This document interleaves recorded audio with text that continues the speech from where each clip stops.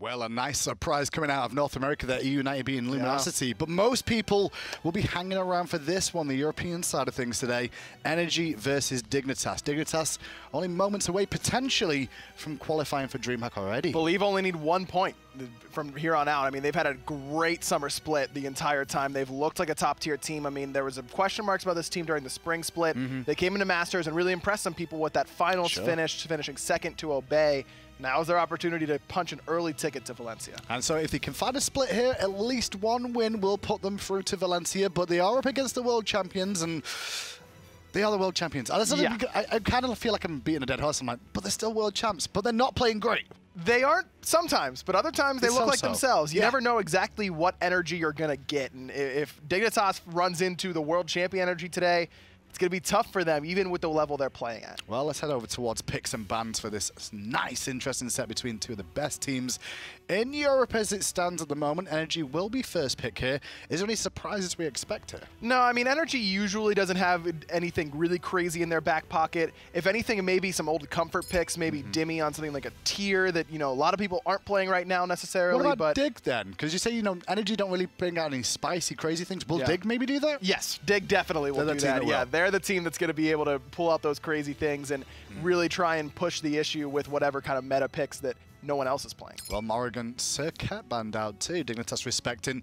Adapting does like to go to that in the jungle sometimes, and it's generally when you're running against healing compositions. So there could be a sign that Dig may be looking for healers here. Could be a Terra, could be a Hercules. I mean, there's plenty of things that Circuit does well, and you can also just outright pick her without any healing that you want to shut down. Circuit's just really good outright. Mobile causes a lot of problems. Meditate and Bracer of Undoing doesn't even work on that either. That's a great point. With Bracer being so good, Circuit, again, just another little thing that makes her even more valuable. Well, Salt, Circuit, below that, Morrigan, RR Bounds, and NRG get Fafnir here. Would you go Fafnir? Fafnir, Terra is also open right now, but so are Osiris and Bologna. So if NRG want to pick an early god for Dimi, but usually whenever you've got both options open, you let one team pick one, and then you take the return. I guess it's kind of the danger factor. Would we rather have variety maybe playing the Osiris here if we leave this up, or would we rather have Trixtank playing the Fafnir? They've chosen to make sure that, you know, the Fafnir is not going to be available. Well, the problem if you take Osiris or Bologna, then Dignitas is getting the other one and Fafnir. So it's Dignitas already ending up usually on top there. I'm sure NRG is doubting that Dignitas is going to take Osiris and Bologna. We've seen teams do it before. Bologna's banned, so we're okay about Robin. Oh, excuse me, Robin. Excuse me. Yeah. Osiris and Robin. I like the Osiris. Definitely the stronger pick in this scenario. I mean, variety has just looked so good on this god time and time again, and Robin is still sometimes good and sometimes not very effective. We saw Mask have a little bit of trouble on it in the last set. I like this Osiris pick for Dig. Well, a couple of issues with Nemesis too, with Ice Baby, who played it earlier on today. Didn't get things off swimmingly. We'll see if that changes up this time round though for Dignitas, as NRG will give emilitoo more than likely the Chronos. Yeah, this is a god that NRG was saying that is a little bit overrated, they think, at least during the Masters LAN, that's what they were saying. But now that they've had a little bit more time with it, I mean, it's just certainly a strong hunter right now. Consistent, but not as high as he was regarded, I think, during that time. I can agree with that. And Camazotz this time around being locked in by NRG is quite flexible, could be in the solo lane. Up against an Osiris, though, I don't think it's really the fact we're going to see that. But jungle for adapting, more than likely. Yeah, exactly. And adapting is very comfortable on this god, and it suits him well.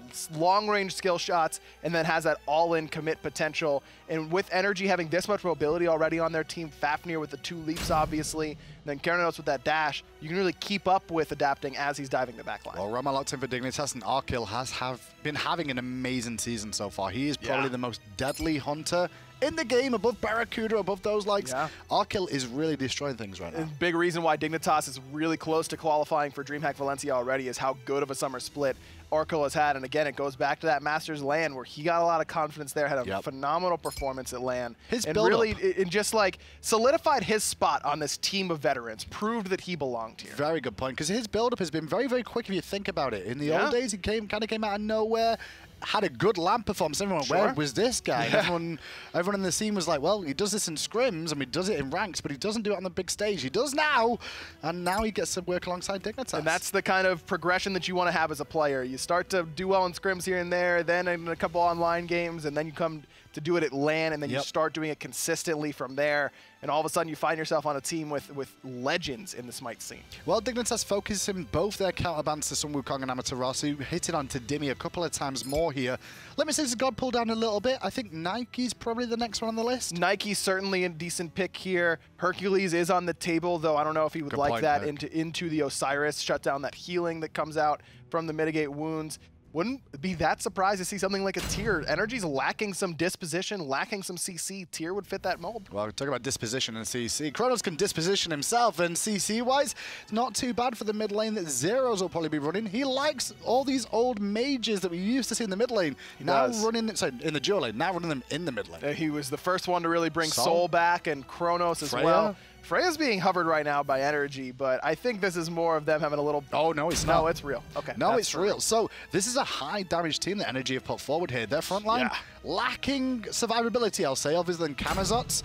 I think that's why we see the Erlang Shen to try and frontline a little bit harder. I like the Erlang Shen here. Fits that mold of need some CC, need some frontline, though. Can get shredded pretty heavily by Dignitas' roster.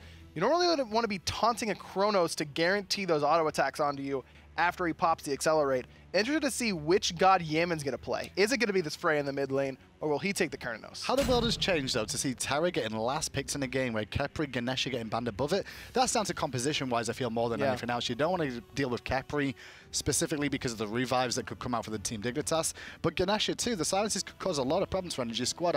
I like it, but it's weird to see Terra last pick. I think it's strong here. I mean, Trixtank looks very, very comfortable every time he plays this god, and you could say the same about that Khepri. I think that I like the call from NRG to decide we'd rather have him play this Terra than that Khepri. Very interesting compositions, though. On paper, I'm kind of feeling Dignitas just in terms of consistent team comp. I feel like if NRG get behind, it could cause them a lot of problems with having a Freya, Chronos, and a Camazotz. I agree. I'm interested to see exactly where this Chronos and Freya are going to be going for NRG. I think that's going to determine a lot of this early game, because Dignitas' late game is basically unmatched. I mean, good luck. Is it, though? I mean, Nemesis, Rom, Chronos, how are you going to handle all three of those gods? Freya? Camazotz, for me, is much more early to mid-game. Freya Kern?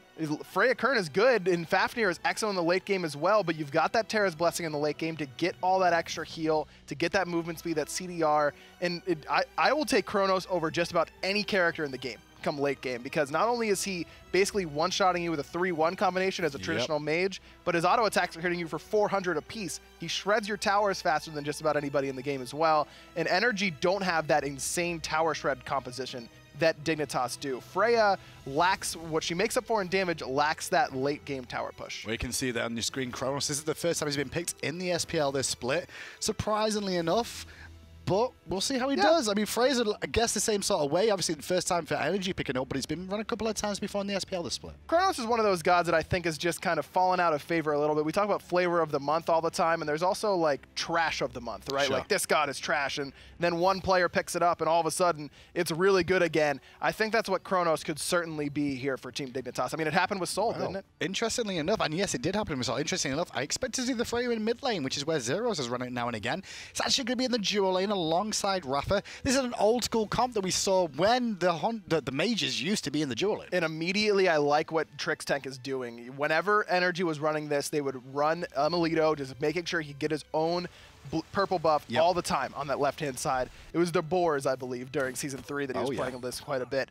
But immediately Dignitas is making sure that there isn't going to be too much guaranteed farm here for NRG. So Dimi's going to have to 2v1 on this right-hand side, but he is looking to try and cause issues in the jungle there instead of going for the farm. But it has released some pressure already for NRG's middle lane composition of Yammyn and adapting to invade the speed, as now NRG try to defend their purple. Do so, they lose the babies. It's a little bit surprised Dig gives that up, because they're not really going to be able to do a whole lot here before these waves meet. Looks like they want to go for their own red, but I think I would have liked the decision from Dignitas to just hold on that purple and force NRG to an offensive spot. QvoFred forced to beats. Nice dash from Yammyn after hitting level 2. Just allows enough time for adapting to secure the kill. Qvo takes a tumble early on in this engagement. And that's what you want to see whenever you've got a Camazotz on your team. Just be able to pressure early on. That early slow on that Vampiric Bats ability is just so strong. Talk to me a little bit about all the Aegis we're seeing. Why are we seeing so many Aegises? I see 5 already. Aegis is just really, really strong because it gets you out of a lot of CCs that really aren't listed. I mean, you could Aegis in the middle of a route and all of a sudden you're free to move around a lot of the time. You're not worried about the slows as much. And there's not a lot of hard CC really on either team. I mean, you're looking at iRaffer and the Whoop out of Freya as the main CC for NRG, at least until Dimi starts to rotate in. Then on the other side for Dignitas, you're looking at Zyrhoes' stun and Trixtank's stun And that's it in terms of really hard crowd control. Other than Variety ulting on your face. But at that point, you probably should be dead anyway. That's a root anyways. I mean, you can Aegis out that root and not really worry about it. Cool. Okay, 1 kill so far. Hammond not going to connect from iRaffer here, but he has his own purple buff. The dual lane has gone even from either team so far. Only deficit is really that Tumble Cuvo took on a bad pathing, I think, more than anything else. Just a little bit too greedy, and I'm not really sure exactly what Dignitas did on that right-hand side. We were a little focused on what they were doing on the left, but I figured with the way that Dimi was starting with the Osiris, Dignitas could have gotten a better start on that right-hand side than they did. With those fire elementals still standing, it means that QvoFred had to go that awkward path thing, and that's what leads to the first blood. And that gold lead is where all that first blood comes from. Sorry, that's what gold lead is from the first blood, but it also comes from a little bit of a superior farming in the jungle. They've not really lost anything right now, and this works out for NRG. They're a team that realistically, looking at their comp, is relying on adapting in the early game, and then transition to the whole team being solid later on. emilitoo with a very good whoop to avoid those crushing walls from Trix. Nicely timed. Trix can't crush the walls in if he's up in the air. Good whoop from emilitoo, as you mentioned. And this start definitely heavily favoring NRG, not just because the fact that they're a little bit ahead right now, but their composition is a much more smooth curve in terms of their power spikes. Sure. As you mentioned, adapting's there in the early game. Dimi brings good pressure in the early game.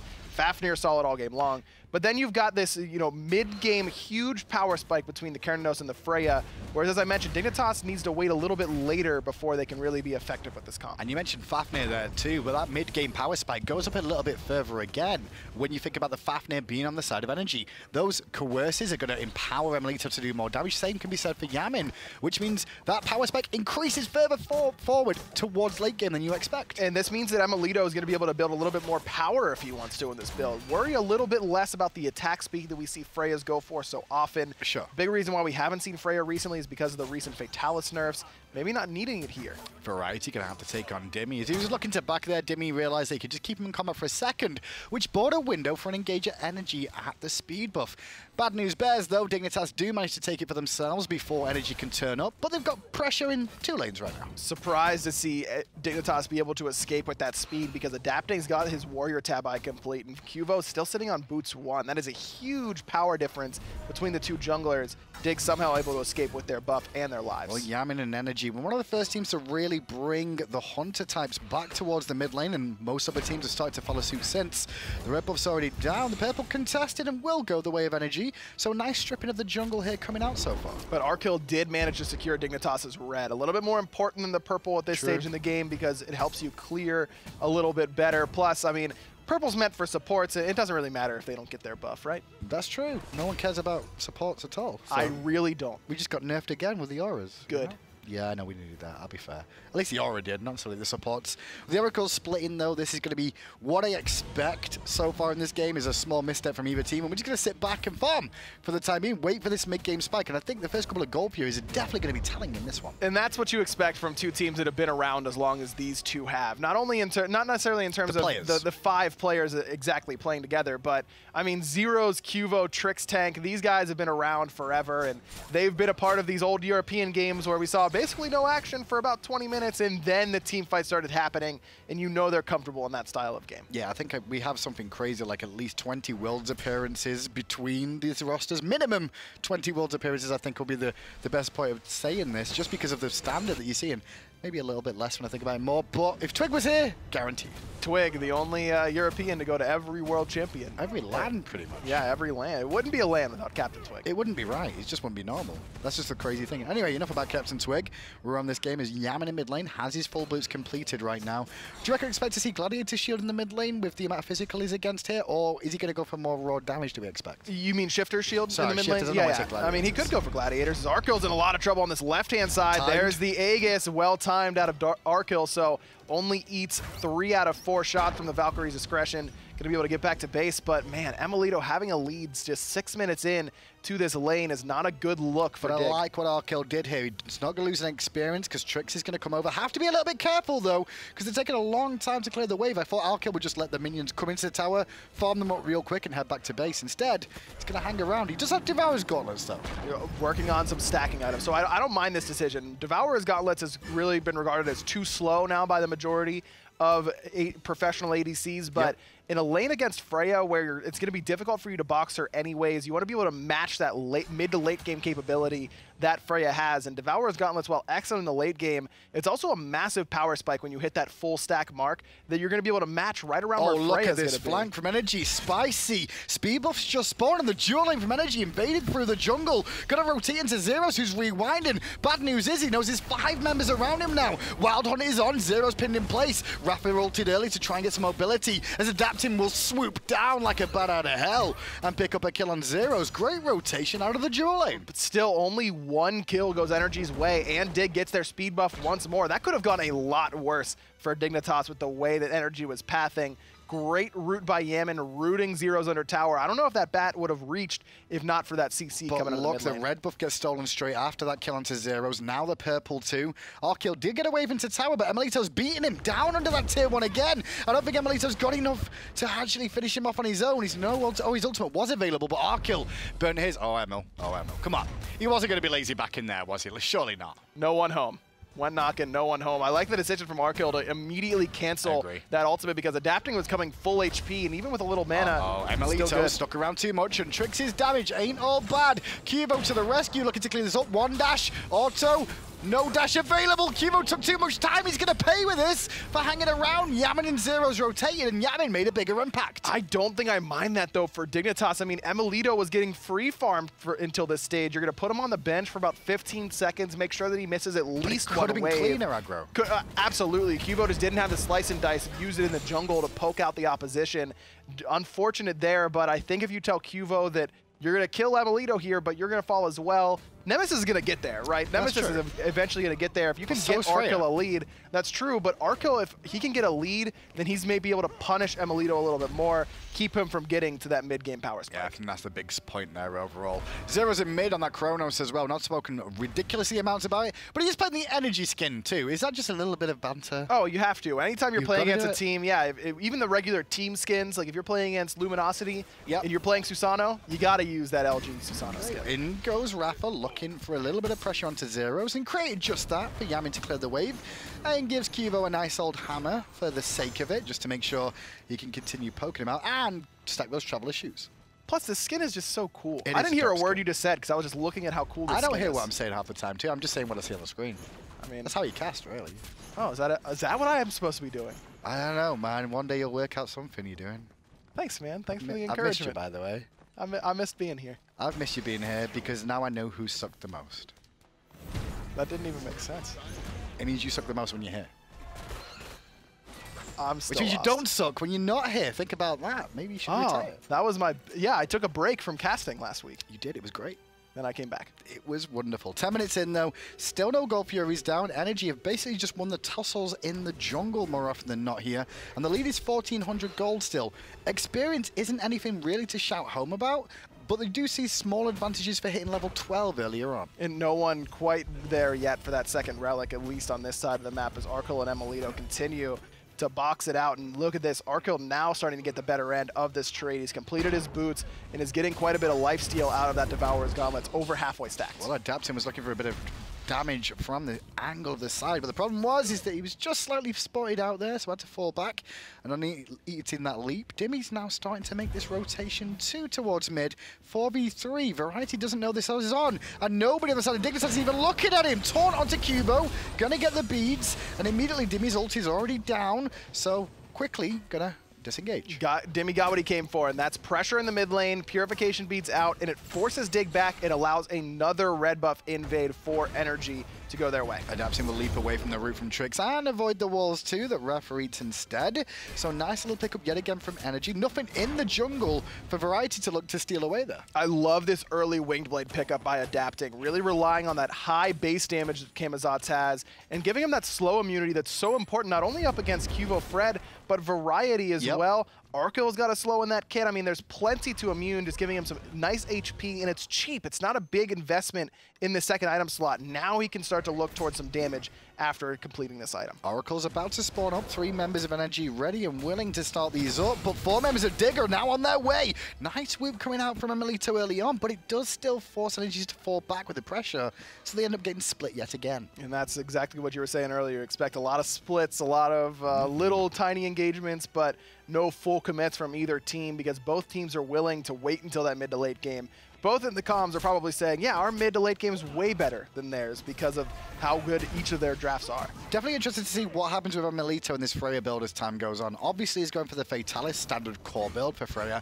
But since that, after Boots and Fatalis, there is no third item anymore that they used to always go to. We used to see that back in the day where it was always one item, Telkines every single time. Or Demonic Grip, you could go either way with that.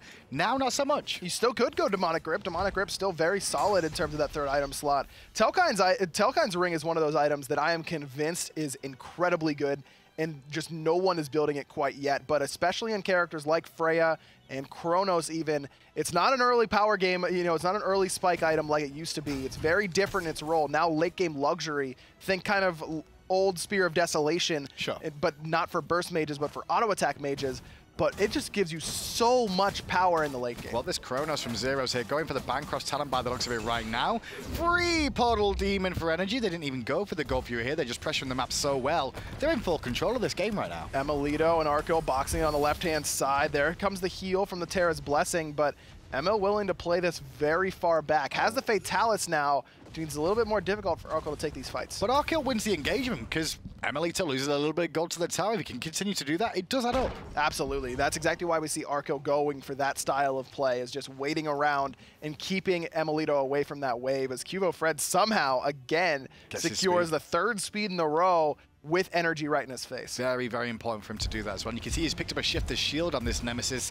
Obviously up against 3 heavy physical damage dealers here. That's going to help him out when he does get lower. Yeah, absolutely. I mean, it's just such a strong item right now. 70 power when you're above 50% HP. Oh, Zyrhoes just had to rewind it from the engagement that NRG brought to them. Trix is taking the brunt of the damage as Raph is pinned in place, thanks to the stun from Zyrhoes. But NRG not too upset just yet until Arkkyl gets 2 nice snipes off. The third one, different story, and eventually NRG have to fall back. But good news, left-hand side, emilitoo trying to steal red again. Always focused on the objectives. Didn't quite get enough time to get a good call by the rest of NRG. He did get it, just didn't get it to pick it up is the only difference. Ah, I see. So nice little play again. Yeah, it's just always focus on the objectives. That's what you expect from a team with as much experience as NRG. They understand that you don't really have, it doesn't matter if you win or lose that fight on the right-hand side as long as you're getting something on the left. Let's be honest though, I mean, that's a different style for NRG this year because it's not been what they were used to be about. It would be like 16 minutes, big team fight and go.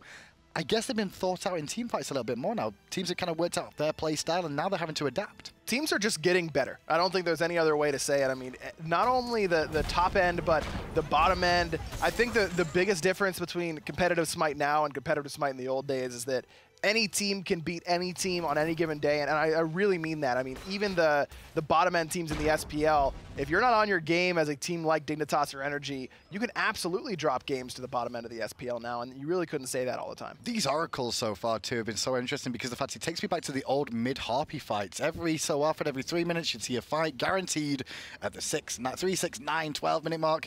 Well, these oracles have turned into that here. They've been split equally every single time. That's true, but they're unlike the old mid-harpies in the sense that if you lose the oracles, you don't fall behind by incredible amounts of golden experience. But you do lose complete vision on the Gold Fury. You give free vision, I should say, over to your enemy at the Gold Fury, which means you can't really go to attempt to do it. No, I mean, they're incredibly important. More comment about how good old mid-harpies were. I mean, they were the end-all, be-all, basically, for a long time. Talking about this with emilitoo and Yammyn here. Won't take them long to burst this down, but they might be looking to burst down Trix instead.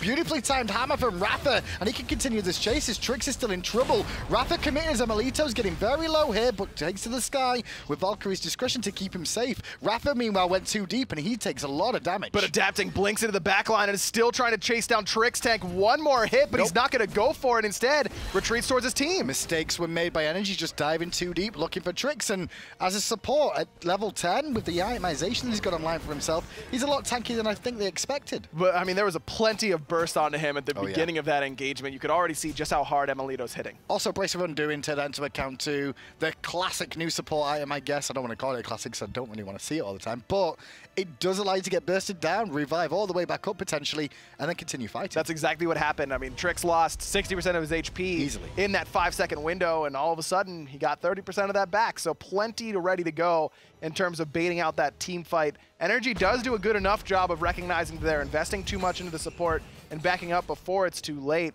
but still end up empty-handed in terms of kills. But yet again, yeah, no kills in that engagement another time. It's energy that are dictating the pace. It's energy that are trying to force the fights a little bit more. And at the same time, Digger just answering back, but not losing many lives for it. This is definitely one of the, this reminds me of a heavyweight boxing matchup where, you know, NRG's the one out there being aggressive, throwing punches, and a lot of them are landing on the Dignitas, but none of them are knocking them down. They're going with the punches, exactly, and just waiting for that counter punch opportunity so far. We'll see if they can find that counter punch, or if NRG just knock them straight out with the amount of power that will come on as time continues. We're definitely past the early game, even though everyone's pretty much laning phasing still. It does mean that as you look at the experience difference, I'm quite surprised that we don't see people a little bit higher in terms of levels right now at 17 minutes in. I mean, there's been plenty of congestion. There hasn't been a lot of free farming anywhere. I mean, no real ganks quite yet from either jungler, but no team feels comfortable enough to just safely farm and sit at AFK in lane. Everything is being fought over. 1-on-1 for the Oracles, maybe? We'll find out as one does get whooped. And, oh, the dream! A team got a set of Oracles. That's game done, right? That's GG. Man, this really is like old EU, where we're getting pumped over Oracles at 17.5 minutes. And it's not because the play's bad. Like, the play is really good. It's just, there's not much to talk about because everyone's staying alive and nobody's going off yet. That's how it is sometimes. But you know there's always going to be fireworks. They traded. Like there we go. Back to trades again. Good job, guys. Back to normal. Paul Demon is available and has been after that first one went down to energy. We're just after a little bit more experience in gold. Emilitoo level 15 as 16 is online for Arkkyl. They're still keeping pace though relatively with how they're going. He should be level 16 off that wave once he kills it. And you can see it looks like he's going for the Bancroft's choice himself. And I did mention Bancroft for Zyrhoes. It's not true. He went for the Book of the Dead, which is something we've not seen too much of this year. Except for Zyrhoes. He seems to be the only one who really likes this item, but it's a ton of power, 100 power, and you're getting a bunch of HP, not only in terms of the actual HP it gives you, I believe it's 300, but then in addition to that, that HP shield that you're getting that you see on Zyrhoes, this is a phenomenal item. The only problem is it can be very expensive. It's true. So it not always wanted to rush it, but in a game like this where the game pace is very, very slow, the laning phase, we're almost 19 minutes in and they're still laning, so you don't have to worry about team fighting right now. Perfect pickup here for Zyrhoes. Well, we've not spoke about the two solo laners so far, but Dimi's done a good job in this lane from what I can tell. He's managed to chip down at Variety's tower ever so sweetly over and over again here. And that could be the first telling point, is once that lane opens up, that's when we see the solo lane start to rotate a little bit more. And a bit of a difference in terms of relic choices between Variety and Dimi. Dimi immediately upgrading that Bracer of Undoing once hitting level 12. Variety going for the Thorns instead. Variety wants to get hit by everything and return a lot of that damage, especially good against characters like Freya. Love this Thorn selection because of the fact that Yammyn's almost certainly not going to go for lifesteal, so a lot of that is going to be returned to him if he's hitting Variety. But emilitoo, if you activate the Thorns right as he activates that Pulse Irradiate combination, that entire cooldown period is basically worthless unless he wants to do a lot of damage to himself. Like it from Variety, but for the same reasons, I also really like this Bracer of Undoing for Dimi because he's the CC guy in this composition. Sure. He's the one who's going to be setting up for emilitoo and for Yammyn, so he wants to take as many cooldowns as possible. And then talk about a burst heal. You've got your Bracer of Undoing and that Erlang Shen ultimate. Can be full health very quickly. Don't think Dig can get here in time. Maybe Variety can, but straight away Dimi's going to try and keep him busy. And busy enough is what happens. Energy get a free portal demon there. They just recognized they had the superior numbers. Even with a ward there, they knew they could burst it in time. Arkkyl was coming back from base, and emilitoo was there. And then talk about objective damage. Freya has plenty of that ready to go at any given time. Adapted and Rapper both walking around the corner was a Gold Fury check. Is the Gold Fury still there? Yeah, okay, cool. Because maybe they could have done that at the same time or been tanking it up and not realize it. But here's a teleport from Dimi now. Looks like Energy want to commit towards the Gold Fury after getting that Portal Demon.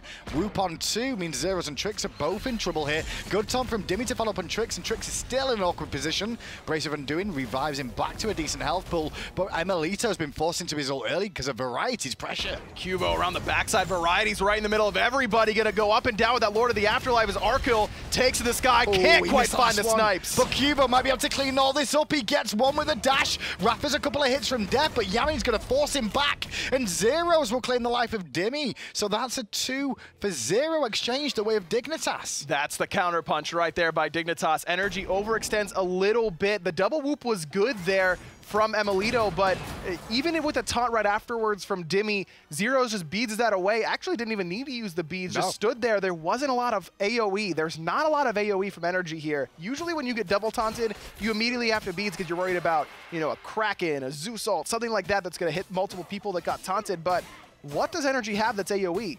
Freya ult? I mean, the Wild Hunt, that's about it. And neither of those are really giant bursts of damage you have to worry about right away. Good patience by Zyrhoes, and QvoFred in that team fight was absolutely perfect. Cuts off Yammyn. Yammyn wasn't able to make any sort of impact in that team fight, and then just lurked. Kept Yammyn out, was waiting for emilitoo whenever he came down from that Valkyrie's discretion.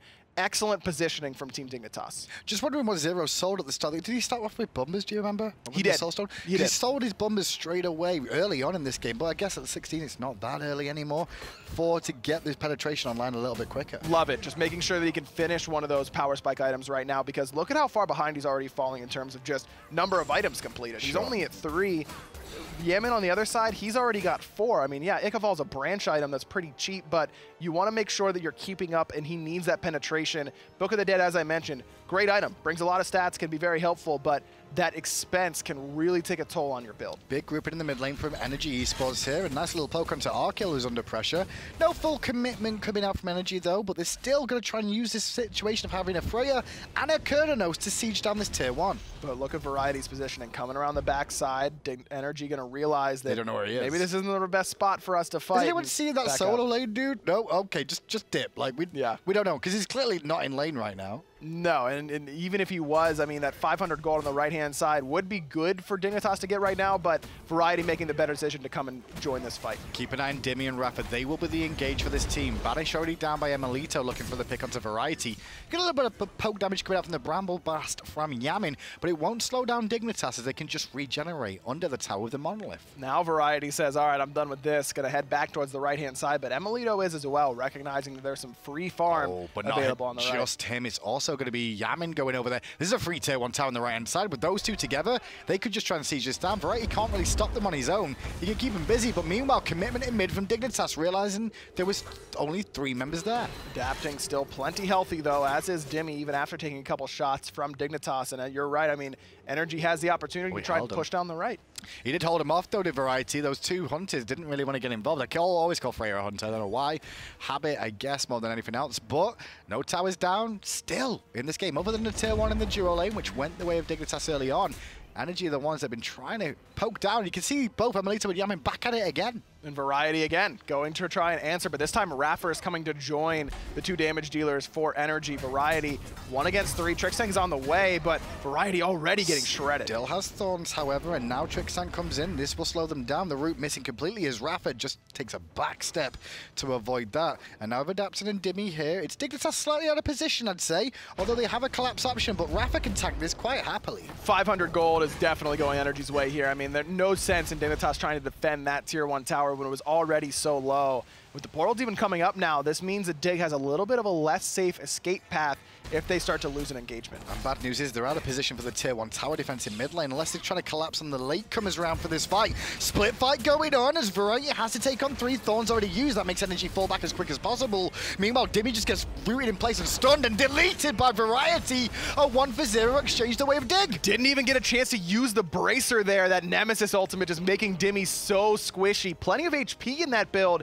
but not enough protection to really last through that Nemesis ultimate. And now Dignitas is the one sieging. Well, they realize they're going to have to give up this tier 1 tower potentially, but they don't want to give up their jungle either. So take their jungle at the expense of the tier 1. Adapting going to flank round, but he's going to meet the whole squad. A little bit of poke damage, try and draw some attention. He won't get much of it though, as Dignitas want the portal demon. Variety is going to be the one to create that front line zoning. Adapting gets stunned out by Trixtank, and Qvo immediately going for the kills. Oh, but Adapting gets away nicely in time, and the Wild Hunt doesn't really do too much much work to the damage dealers. Rapido is in a lot of trouble and has to dash away. Arkkyl in the sky looking to clean up with the snipes and not enough damage for Rafa, but he is low enough. He's going to have to head back to base. Dignitas return to the Portal Demon. Accuracy was good, but just not quite enough damage coming out of Arkkyl quite yet. emilitoo is still here and healthy, but without an ultimate or any relics, he doesn't want to play too aggressive. Dignitas get that Portal Demon. We're even. Go to the grass, and I'm pretty sure you'll see. I think everything is all lined up perfectly. The gold is absolutely even. Experience, look at the levels. You can see pretty much even. 1,000 difference in experience. That's it. Not a whole lot at this stage of the game, that's for sure. I mean, especially with people starting to hit level 20 now. I believe Variety, yeah, level 20. Arkkyl about to hit that 20 mark as well. So experience getting less and less relevant at this stage. When's the point when we can start talking about maybe NA and EU have two different clear metas this year?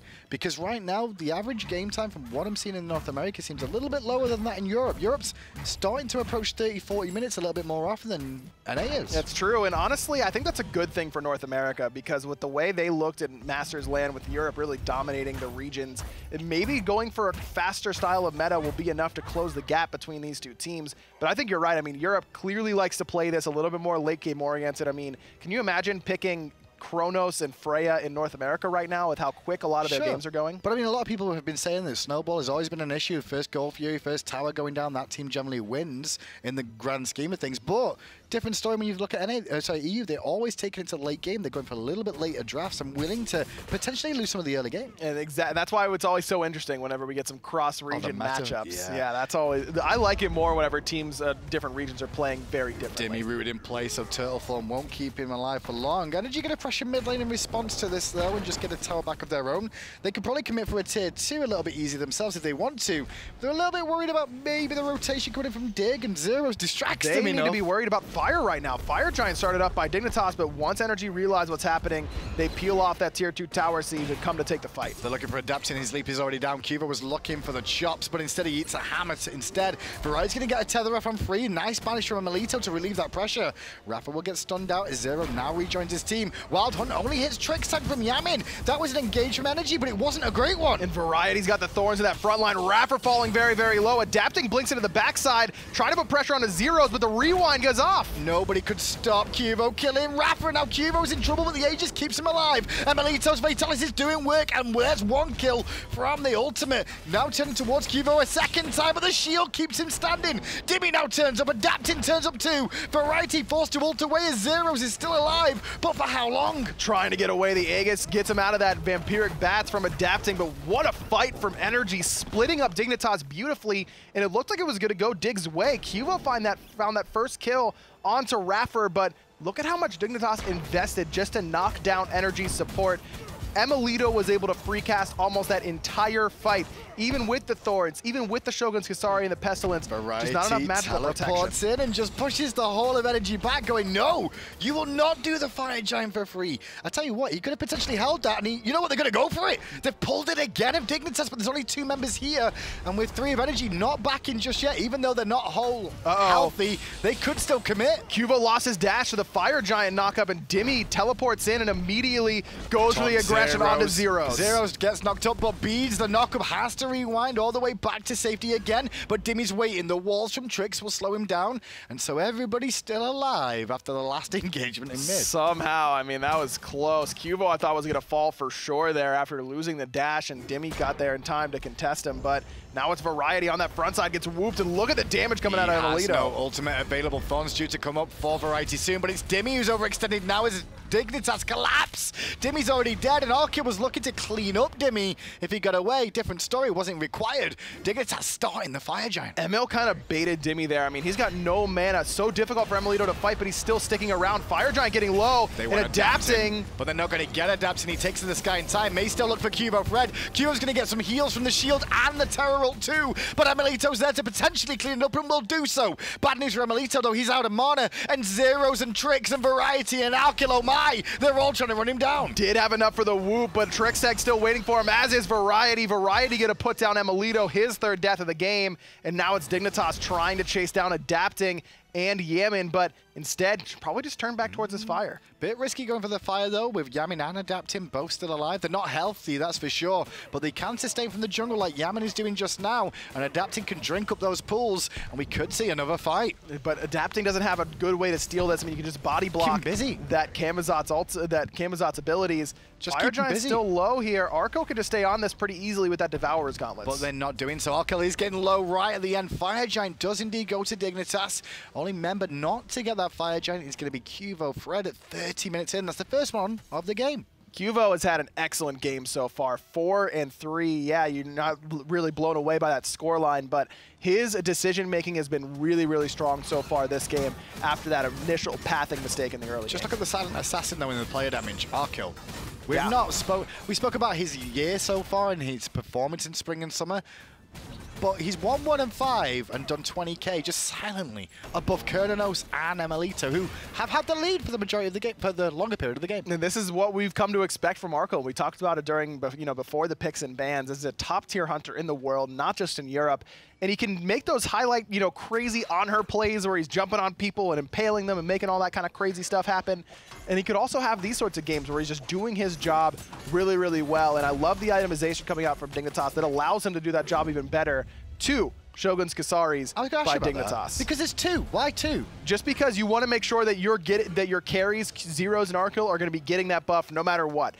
Trixtank or Variety is going to be around them at some point. And Variety can build the Shoguns because, yeah, the passive's really good, and as I mentioned, it makes sure that they're getting the passive no matter what, but it also is just magical protection that he needs up against emilitoo's Freya. Well, 30 minutes in, and Dignitas using this Fire Giant to the best of their ability just to try and take down some of these towers. Tier 2 on the right goes down. So now they're going to swing mid lane. I wouldn't be surprised to see NRG defend, though. With how these fights are going, even though there is a Fire Giant, you're going to be a little bit wary of it, but you do want to try and defend these towers. I agree with you. I think that NRG could certainly find a defense here because you don't want Dignitas to get so grouped up that you can't really do damage to the backline carries. As I mentioned, there's not a lot of AoE on the side of NRG, so they want to split Dignitas up, and usually during a tower siege, teams will start grouped, and then the front line will dive you very, very heavily. That could allow an opportunity for NRG to get past those frontliners and put that damage onto the back line. Zyrhoes is really showing me for something in this game, though, because we saw him sell his Bumber's Mask earlier on for the Void Stone, and now, sorry, Obsidian Shard, and now he's sold his other star, the Soul Stone, for the Rod of Tahuti. He's trying to be as cost efficient as possible. Sometimes we never see star items sold until you full build because you want that extra free power or free survivability. He's on the other angle of this, of like, I'm going for an expensive build that it's going to cost me my starters, but it works out well. It certainly does. There's plenty of damage now. I mean, Zyrhoes not exactly where you want him to be in terms of player damage at this stage in the game, but after finishing off that Rod of Tahuti, look at how quickly this tower is going to fall down between him and Arkkyl. Absolutely. I mean, there are times where I'd sell just about any item to finish off a Rod of Tahuti. Certainly the most important mage item come late game. Only 1 tower remaining for NRG to defend, and they want to hold this mid lane one to the best of their ability now. Dignitas waiting it out for the time being. They're trying to make a decision, really, what they want to do next. Gold Fury's still down for about 2.5 minutes. NRG got that right after the Fire Giant was taken by Dignitas, but a great double stun there, and Trixtank starts it off. Dimi's the one that takes a lot of the damage and ults early on to regen himself. I expect him more poke. In the end, that ult's on cooldown, which means NRG are kind of lacking a little bit of CC on the front lines now to set something up. Really only relying on the hammer from iRaffer, the whoop from emilitoo, and maybe the root from Yammyn. I mean, that's about it. Dimi's got his CC, but a lot of that you have to be right next to the opposition. And Variety could just spam for days while Trix looks for the right route, and it's Yammyn who's caught in the route. Return of damage, though, coming out there from Camazotz and emilitoo too. iRaffer on the front side was trying to keep the carries busy. Has to ult defensively here. Has no bracer left as he's already used that in the engagement, but he does have him that Heavenly under his belt. Oh, huge stun there, and they're grouped up. Zyrhoes is going to find emilitoo. Dimi's on the run. Meanwhile, adapting to the back line, but Qvo's going to find Dimi. iRaffer and Yammyn fall back. Is adapting, will indeed fall down eventually. He's just going to take most of the abilities out of Dignitas and the carries to bring him down, but now they can look for the Phoenix. This might be game here. I mean, there's still 2 Phoenixes up, but you've got so much objective damage between a Chronos and a Ram that Dignitas might be able to end. But can NRG defend? We've seen it before from a Chronos, and it's Yammyn this time round. The Phoenix will fall down, but Yammyn is poking Arkkyl really low. Arkkyl, luckily enough, though, will get round to the left-hand side, and Dignitas, this could be a little bit risky. The Fire Giant falling off Dig is a big reason why they have to go for these Phoenixes. They don't have that innate regen anymore, and you've got your frontliners low. There was no one to tank up that Titan and no minions there either. So Dignitas instead going for the safer route, the 3 Phoenixes. I like this because how quickly these are going to fall means that you're not really worried about how low your frontliners are. Between a Chronos and a late game Ram, these towers are nothing to you. All 3 Phoenixes down, and now NRG are up against it realistically. Against the world right now. This is so tough. When you got 3 Phoenixes down, 5 minions everywhere, not many teams can hold off from this, and it takes a lot to get back into it. But the way this game's gone, it could still happen. I mean, we can count on one hand the number of comebacks we've seen whenever you lose all 3 Phoenixes. 2, I think, I've seen. Yeah, C9 way back when. What was that? European Regionals? European season regionals, yeah, really early on Season 1, which was pretty prime, was the actual victor of that game. He was, yeah. That was a crazy. Prime and to win that game. That was a crazy game. That's the one that always stands out to me. But yeah, I mean, and emilitoo was in that game too, so he'll know that it's doable. He'd like to do it back to somebody else and have it done to him, though, that's for sure. Meanwhile, Variety teleports in, and Variety's in an awkward spot. He's had to ult early on, but Dimi was on the other end of things too. He's nicely healed back to full, though, as iRaffer now ults and looks for a carry. This is a dive in. He can't find Arkkyl. Neither will he with the hammer, too. And iRaffer eats so much poke, and Zyrhoes is left unchecked on the back. But Zyrhoes immediately jumped on top of by Dimi and adapting. Does get the rewind off in time, but QvoFred's already falling pretty low. And Arkkyl now may turn up to the fight very, very late as iRaffer dives in again. Trix is super low. Scratch that, he's dead. emilitoo gets the kill. Good damage from NRG. They hold the fire giant, but the base! Look at the state of the base! Already about half HP on that Titan. Big fight coming out of NRG, though, and it's all because Variety just teleports in at the wrong spot. Qvo uses ultimate and didn't get any value out of it. 2 on defense for NRG as 3 try and keep Dignitas at bay at the fire giant. The Titan will stand, but look how many minions iRaffer's going to deal with until emilitoo turns up. And as soon as he gets through there, it's going to be another issue because the minions coming down left again in a second. And again, not a lot of AoE. I mean, Freya pretty good at clearing the fire waves, This is good. They got the portal demon, so that means they can all come back real quick and go out straight away, clear these lanes out, and still have defense in the fight. That was a great play from NRG. We haven't really seen that before for portal demon, but you're absolutely right. I mean, this means that you could just throw a ward around that fire giant, wait until the enemies started it up, and then be able to come back and defend that after defending your base. Just went through the portal, and he's under pressure on his own. However, he's got incoming on top of that. Zyrhoes is in the one-hand position. Aegis is already down. No rewind this time, Sunshine. NRG get it, but Yammyn's caught too. Variety's going to find him, no problems, with the help of QvoFred. Snipes onto adapting, only going to hit 1 out of 3, Dimi. And now Arkkyl very low. He's going to find Arkkyl, but Arkkyl's giving as good as he gets and rolls after him. Adapting meanwhile being chased out by 2 members of Dig. iRaffer can't help him over the wall. The base is still falling. Aggro of the base. The fire minions are causing issues still. emilitoo's doing his best against 3 waves of fire minions, but it's a losing battle for him. Wants to come and help this fight. NRG need his help desperately, but if he goes, they lose the game. And what Dignitas are doing is just running down the members of NRG so they can't recall back to base. iRaffer's forced to ult, emilitoo's forced to engage and try and pick off Arkkyl if he can with the ult, but he can't reach. And instead it's him who's in an awkward spot. Uses both his relics, but it's not going to be enough to save his life. Arkkyl finds the kill onto NRG's Hunter, and now it's only adapting and iRaffer trying to defend. This is done. Yeah, this Titan's just way too low, Hindu. No chance for NRG to defend this one. It's Dignitas securing their spot at Valencia. You mentioned this was like a boxing match, and it was the heavyweight NRG just throwing punches over and over again, but one couple of counter punches from Dignitas and it turned around. They just took the first few minutes and just said, okay, you can take our buffs, you can take this portal demon, you know, we'll be fine come late game, and that's exactly what happened. Arkkyl had a phenomenal game on that Ram, as you mentioned. No, crazy triple kills, no crazy snipes, but just consistent damage and excellent positioning from him. Trixtank did a great job of baiting out a lot of cooldowns initially and then using that Bracer. And then you use Bracer and Terra's Blessing to get a big burst heal all of a sudden. Well played by Dignitas. The one thing about that game, though, is when I look back, because from my point of view, I'm normally quite good at finding the point where the game went wrong. Because NRG were leading for so long. What was it that Dig did? Do you recall? They found that double kill on the left-hand side and then went to the Gold Fury. It didn't really tilt the game entirely in their favor. It really just evened it up more than anything else. But that was enough. I mean, that late-game composition, Qvo as well, always the right timing. And Dignitas' communication is excellent for me. That's the one thing that just watching their play, you can tell that they're able to really get across what needs to be happening in these team fights very, very quickly. Qvo ult a target, that target dies every single time. And Qvo was always making it very difficult to track him in the team fight as well as stick on top of Arkkyl or Zyrhoes. Well, let's